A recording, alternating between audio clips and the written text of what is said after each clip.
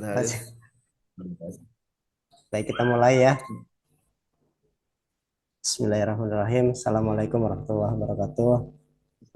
Waalaikumsalam warahmatullahi wabarakatuh. Alhamdulillahirabbil alamin. Wa bihi nasta'inu ala umuri. Shalatu wassalamu ala asrofil anbiya'i wal mursalin. Asyhadu an la ilaha illallah wa asyhadu anna Muhammadan abduhu wa rasuluh. La nabiyya ba'dah. Suara saya jelas ya? Jelas. Alhamdulillah. Jelas, Ustaz.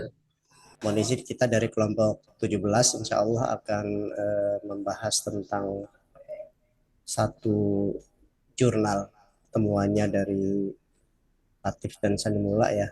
Ini tahun 2022 yang mereka berdua itu sedang meneliti tentang zakat yang khusus wilayahnya adalah di Basnas, Sulawesi Utara. Begitu ini frame yang insya Allah kita akan sampaikan nanti pembahasannya ini. Kita dari kelompok 17, saya sendiri perkenalkan Haris Saifuddin, terus nanti ada Ustadz Iwan Setiawan dan Ustadz Aan Suherlan. Framework yang akan kita bahas sebenarnya zakat sebagai instrumen keuangan sosial Islam itu sendiri, karena ini sangat penting ya, kehadiran kehadiran lembaga zakat itu sendiri menjadi sesuatu yang ekonomi sosial tersendiri yang kemudian mesti serius, mesti dijalankan dengan betul-betul.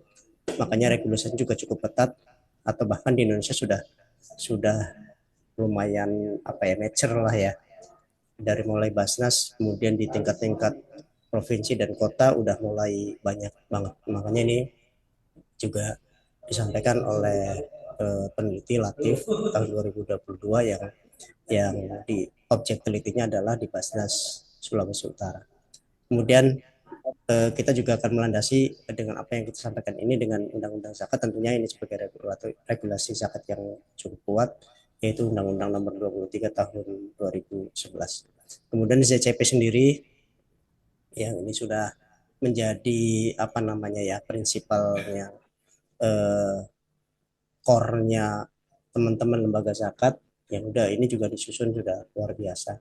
Kemudian juga nanti prosesnya pada di tantangan akuntabilitas sebenarnya, karena akuntabilitas nanti menentukan kepercayaannya, trust kepada Muzaki. Kemudian bahayanya nanti mungkin akan disampaikan juga di slide-slide berikutnya, bahwa kalau misalnya Muzaki sudah tidak lagi percaya, maka keberlanjutan lembaga zakat akan menjadi apa ya, berhenti begitu. Ini yang menjadi frame pembahasan kita. Kemudian kita coba, eh, landasan dasarnya adalah Undang-Undang Nomor 23 Tahun 2011 tentang pengelolaan zakat dan temuan di Basnas Sulawesi Utara sebagai objek penelitiannya Latif di tahun 2022 ini. Yang pertama, ada beberapa pasal sebenarnya yang terkait dengan apa yang diminta, apa yang diamanatkan oleh Undang-Undang Nomor 23 dengan temuan oleh penulis. Yang pertama, pasal yang kedua, pengelolaan zakat apa namanya, akuntabilitas amanah gitu ya, dan transparansi. Sementara temuan penulis di Sulawesi Utara, akuntabilitas ini belum optimal, indikator akuntabilitasnya tidak sepenuhnya terpenuhi. Nah, kami memaknai ini sebagai asas akuntabilitas yang belum terwujud secara operasional begitu. Artinya akuntabilitasnya, nanti juga kita ada beberapa bukti begitu ya, eh, yang ditemui oleh penulis. Kemudian di pasal 5, Basna sebagai lembaga resmi pengelola zakat. Basna telah sah secara kelembagaan. Eh, Artinya bahwa kepatuhan bersifat legal formal sudah terpenuhi, namun belum secara substantif eh, menjadi apa namanya, lembaga yang mestinya mendapatkan mandat penuh begitu ya dari undang-undang. Kemudian yang ketujuh, pasal yang tujuh, Basnas bertanggung jawab atas pengelolaan zakat. Nah, temuan penulis ini tanggung jawab belum ditopang sistem pengawasan internal, karena nanti juga kelihatan tuh tidak ada SAI, Satuan Audit Internal, yang dimiliki oleh Basnas Sulawesi Utara. Responsibility-nya tanpa mekanisme kontrol begitu. Terus pasal 16 sampai 18, begitu juga tentang struktur dan pelaksanaan tugas Basnas. Teman penulis menyampaikan bahwa strukturnya sih ada begitu ya, tapi fungsi pengawasannya lemah gitu. Artinya tata kelola dari Basnas Sulawesi Utara ini masih belum efektif. Di pasal 29 tentang pengelolaan zakat harus sesuai syariah, tidak ditemukan pelanggaran syariah sih, namun dokumentasinya sangat lemah begitu. Artinya amanahnya ini tidak didukung dengan bukti akuntabilitas. Di pasal 27 tentang penyaluran distribusi begitu ya. Temuannya distribusi dilakukan sih, namun informasinya tidak terbuka. Artinya akuntabilitasnya dalam hal distribusi juga cukup lemah. Ini mohon maaf nih ada beberapa typo ya. Di pasal 38 Basnas bertanggung jawab atas pengelolaan. Nah, ini yang temuannya nih tidak ada SAI itu. Satuan Audit Internal tidak ada, sehingga tidak ada mekanisme kontrol internal. Ini dari kacamata Undang-Undang Nomor 23 Tahun 2011 dengan temuan penulis di lapangan begitu ya.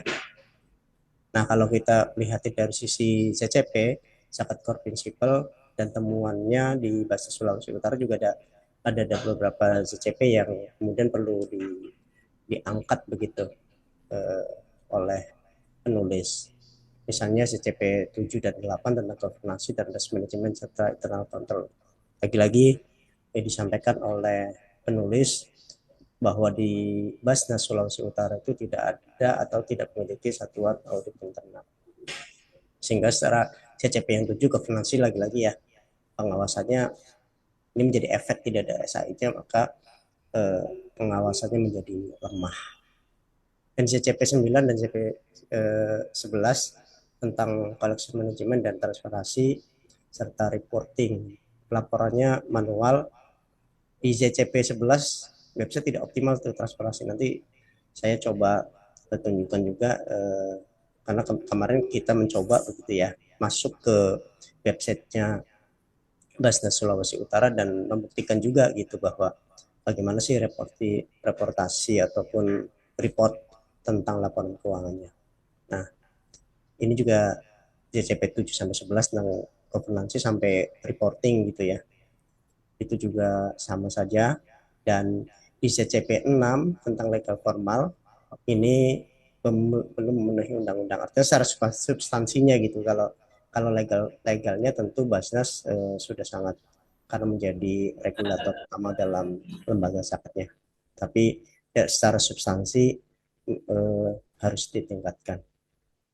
Di slide berikutnya ini yang tadi kami sampaikan, kami coba telusur begitu ya di websitenya Basnas Provinsi Sulawesi Utara yang eh, ditemukan oleh penulis di tahun 2022 itu tidak update, maka kita coba membuka juga nih dari websitenya.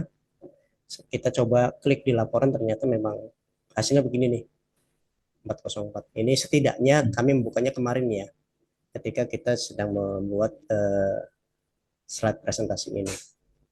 Bapak Ibu juga juga bisa membuktikan lah di Basnas Sulawesi Utara, kemudian diklik di laporan gitu. Artinya ini juga juga mesti mesti apa ya, menjadi perhatian kita semua bahwa transparansi tadi, karena dilihat framework kita adalah tentang akuntabilitas, salah satunya adalah tentang pelaporan, karena proses trust proses trust masyarakat akan menjadi lemah jika dari satu sisi ini menjadi lemah. Itu selanjutnya mungkin akan disampaikan oleh Ustadz Iwan. Silakan Ustadz Iwan. Baik, terima kasih Ustadz Karis atas waktunya. Bapak Ibu, pada slide berikutnya di dalam penelitian ini bisa kita review bahwa bahwa ada akuntabilitas akan mempengaruhi kepercayaan publik. Jadi secara implisit di artikel ini menegaskan bahwa ada hubungan sebab akibat antara akuntabilitas sebuah lembaga dengan kepercayaan mujaki, yang dalam perspektif zakat core principle ini dapat dipahami sebagai dampak atau outcome dari kepatuhan tata kelola. Jadi artikel ini sangat bisa menjadi panduan bagi lembaga zakat bahwa jika ingin mendapatkan kepercayaan mujaki, maka salah satunya adalah untuk meningkatkan akuntabilitas. Selanjutnya juga zakat core fiskal tidak hanya berorientasi untuk kepatuhan struktural karena juga mungkin secara struktural, secara teknis itu sudah patuh, tetapi juga harus berdampak sistemik berupa peningkatan kepercayaan publik, aktivitas penghimpunan zakat, dan optimalisasi distribusi kepada mustahik. Artinya eh, akuntabilitas atau JCP ini tidak hanya di atas kertas, tidak hanya dokumen-dokumen, tetapi juga harus ada dampaknya yang dirasakan dalam peningkatan penghimpunan, dalam juga bagaimana pentasarufan dari dana zakat yang dirasakan oleh mustahik dan juga bisa berdampak kepada pemberdayaan dari mustahik yang naik kelas menjadi mujaki misalkan. Selanjutnya adalah dalam artikelnya juga memperlihatkan kesinambungan lembaga zakat ini dapat terganggu ketika kepercayaan publik ini mulai menurun. Jadi kan eh, salah satu yang menggerakkan lembaga zakat adalah bagaimana mujaki ini mempercayai dana zakatnya kepada lembaga tersebut. Nah, ketika menurun kepercayaannya, tentunya lembaga ini pun akan terganggu kesinambungannya. Jadi harus sangat diperhatikan kepercayaan terhadap lembaga agar kesinambungan lembaga zakat ini akan terus bisa dipelihara. Next slide, Ustaz Haris. Nah, di artikel ini juga ada 5 hal atau 5 dimensi yang bisa menjadi eh, perhatian ketika kita membicarakan indeks kebutuhan zakat. Yang pertama adalah dimensi kerangka hukum dan kelembagaan.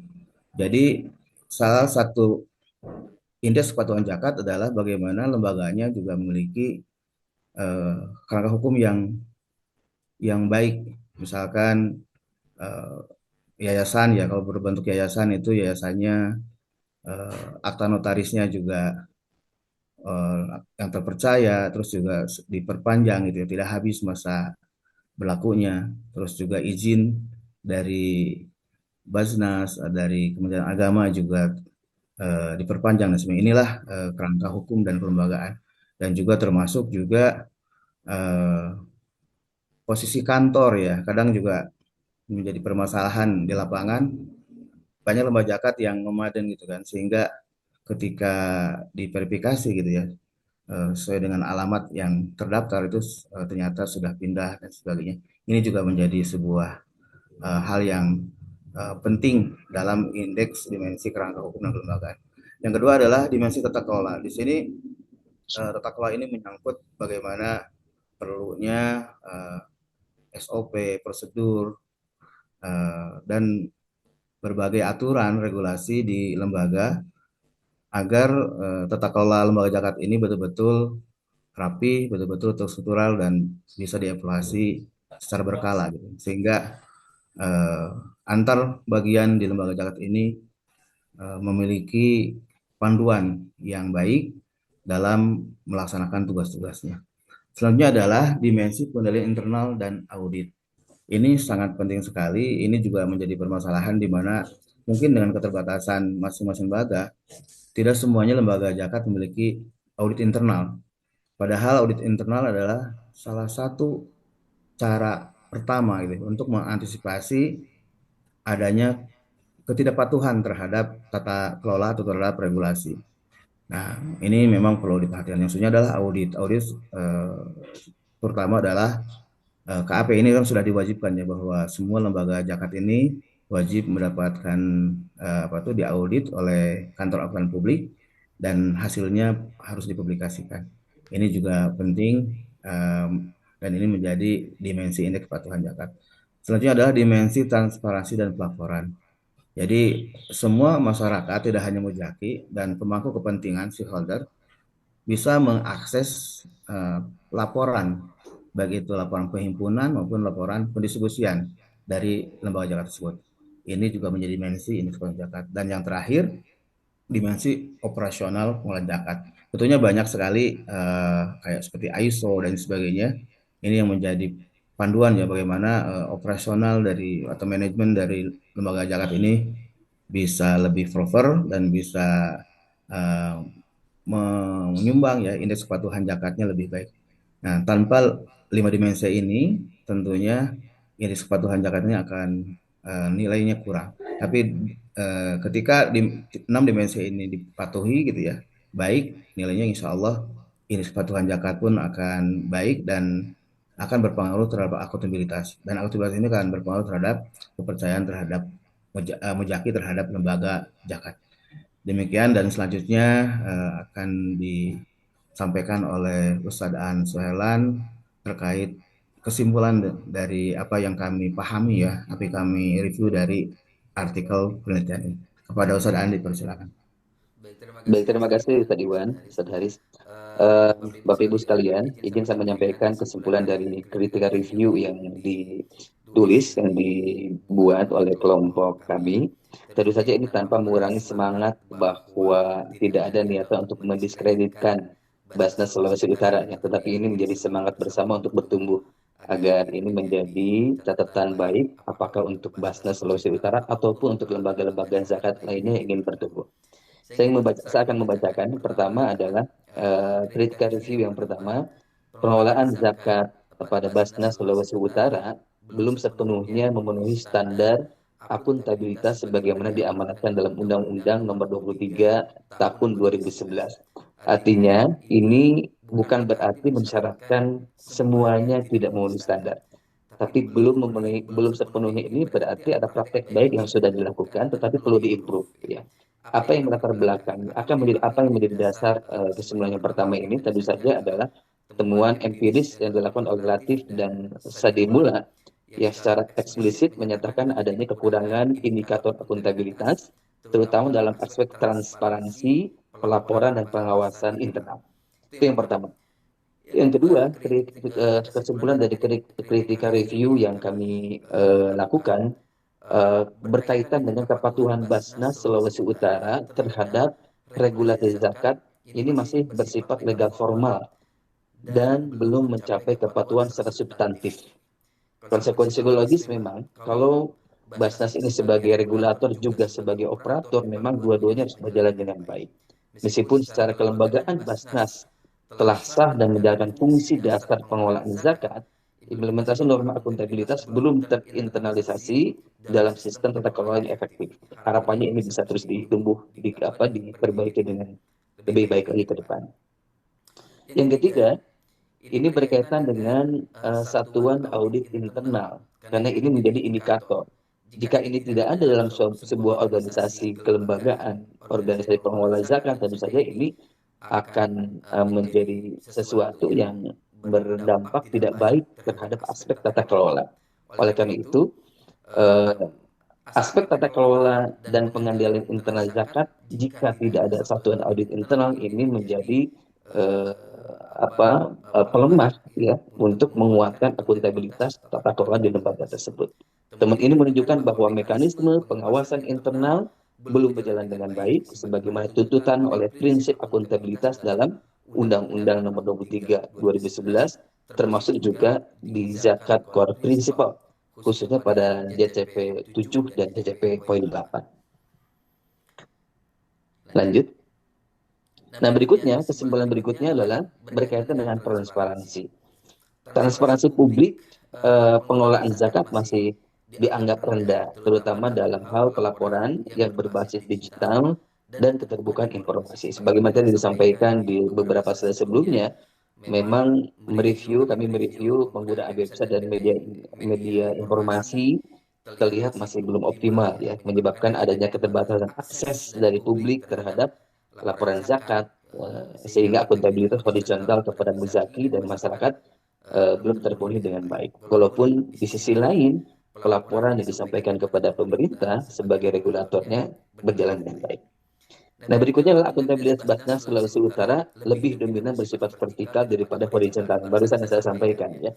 Artinya pelaporan kepada pemerintahnya alhamdulillah baik, tetapi memang harus diimbangi dengan bagaimana pertanggungjawaban terhadap publik, ya. Ini juga harus berjalan dengan baik karena harus relevan juga dengan Undang-Undang Nomor 23 tahun 2011 termasuk juga Jakarta Code Principle yang menempatkan masyarakat sebagai pemangku kepentingan utama. Ini penting saya kira untuk mengkombinasikan antara kedua hal ini, baik untuk Basnas Sulawesi Utara maupun untuk lembaga zakat yang lainnya. Ya. Nah, berikutnya adalah temuan empiris dari Latif dan Kandimula mengkonfirmasi relevansi zakat non-prinsipal sebagai kerangka evaluasi tata kelola zakat di Indonesia. Nah, kekurangan yang diidentifikasi dalam artikel secara langsung berkorelasi dengan ketidakpatuhan terhadap zakat non-prinsipal, terutama poin 7 terkait dengan governance, kemudian zakat non-prinsipal nomor 8 terkait dengan risk management dan internal control, ya. Yang ketiga ada zakat non-prinsipal nomor 11 terkait dengan transparansi and disclosure. Lanjut. Saya kira poin 6 ini harus terus dikuatkan dan menjadi barometer utama dalam aspek tata kelola lembaga zakat. Nah, yang ketujuh adalah berkaitan dengan indeks kepatuhan zakat berbasis zakat non-prinsipal dapat menjadi instrumen objektif untuk mengukur kesenjangan antara norma regulatif dan praktik pengelolaan zakat. Nah, ini didasari indeks ini memungkinkan evaluasi yang sistemik dan terukur terhadap aspek yang selama ini dinilai secara kualitatif seperti akuntabilitas, kemudian transparansi dan efektivitas dalam pengawasan terhadap lembaga zakat, terutama di Basnas Sulawesi Utara. Dan yang kedelapan adalah terkait dengan permasalahan utama pengelolaan zakat. Ini bukan sekedar terletak pada kekurangan regulasi, ya, tetapi melainkan pada lemahnya implementasi aspek tata kelola dan mekanisme kepatuhan. Oleh karena itu, penguatan sistem pengawasan internal, transparansi pelaporan, dan internalisasi prinsip zakat one principle menjadi kunci untuk meningkatkan akuntabilitas dan kepercayaan publik terhadap lembaga zakat. Saya kira itu beberapa hasil kesimpulan dari critical review yang kami lakukan di artikel ini. Mudah-mudahan ini menjadi kritikan membangun, baik untuk Basnas Sulawesi Utara maupun untuk lembaga-lembaga zakat, sehingga rise above the crowd, sehingga lembaga zakat kita terus naik kelas. Ya. Demikian saya kembalikan ke Ustaz Haris. Baik, terima kasih Ustaz Aan dan Ustaz Iwan. Begitu Bapak Ibu sekalian presentasi dari kelompok kami tentang temuan-temuan begitu ya di lembaga zakat, di khususnya yang menjadi objek penelitiannya Latif, yaitu di Sulawesi Utara. Mudah-mudahan ini menjadi pelajaran juga bagi kita semuanya begitu, sebagai apa namanya pelaku di lembaga filantropi syariah, khususnya di lembaga zakat. Mudah-mudahan yang menjadi temuan kita di beberapa lembaga zakat saling saling memberikan apa namanya ya, kebaikan tadi yang disampaikan Ustaz menjadi kita naik kelas begitu ya. Setiap ada sesuatu yang kita sebut, mungkin kita sebut sebagai temuan kesalahan begitu, itu menjadi pelajaran yang sangat besar bagi kita untuk bisa kita koreksi sehingga lembaga zakat yang kita kelola menjadi akuntabilitasnya dapat, artinya semua ZCP yang diminta ataupun yang diamanahkan oleh Undang-Undang nomor 23 tadi bisa diimplementasikan dalam proses-prosesnya. Begitu, itu saja mungkin yang bisa kami sampaikan. Ada mungkin tambahan dari Ustaz Iwan atau Ustaz Aan sebelum kita akhiri? Cukup. Alhamdulillah, itu saja Bapak Ibu sekalian. Sekali lagi terima kasih. Ini juga menjadi koreksi juga bagi kita semua begitu ya, kami presentator begitu di lembaga kami juga. Mudah-mudahan menjadi koreksi yang sangat berharga. Baik, akhiri kita tutup presentasi adalah Alhamdulillahirrahmanirrahim. Billahi taufiq wal hidayah. Assalamualaikum warahmatullahi wabarakatuh. Waalaikumsalam warahmatullahi wabarakatuh.